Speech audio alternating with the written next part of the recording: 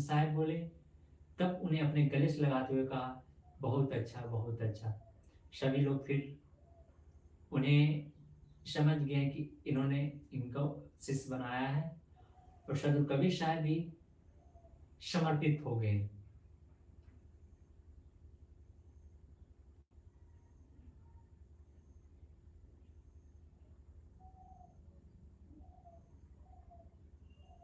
फिर सदगुरु कबीर साहब का ये जीवन चलता रहा।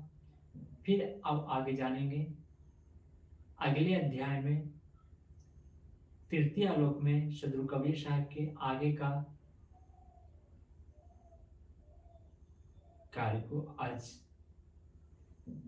इतना ही। अगर चैनल पर नए हैं तो सब्सक्राइब कर लें और अधिक से अधिक शेयर करें और पूर्ण देखने का कोशिश करें। ये लाइव को अगर पूरा देखते हैं तो एक विशेष सदगुरु कबीर साहब की दिव्य लीला और उनकी जानने को मिलेगा। अन्य संतों की भी वाणियां श्रवण करने को मिलेगी।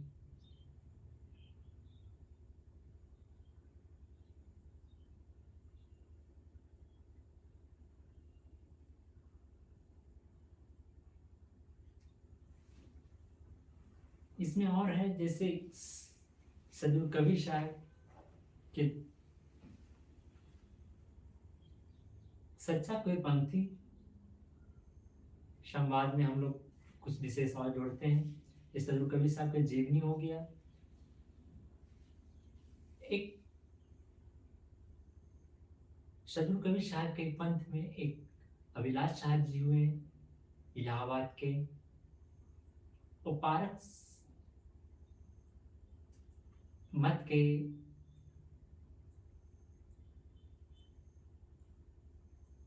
प्रखंड विद्वान दिव्य दृष्टि संत हुए।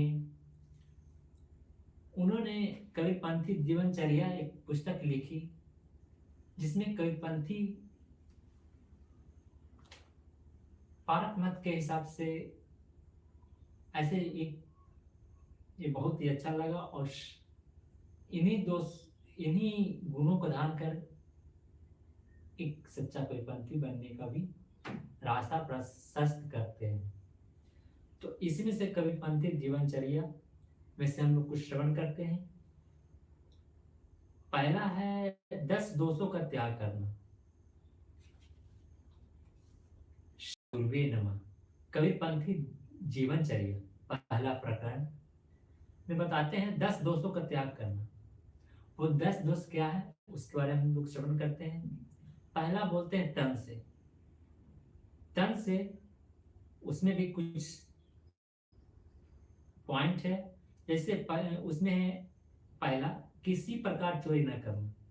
तन से किसी प्रकार चोरी न करना। दूसरा है तन से किसी प्रकार व्यभिचार न करना। तीसरा है तन से जानबूझकर शक्ति चले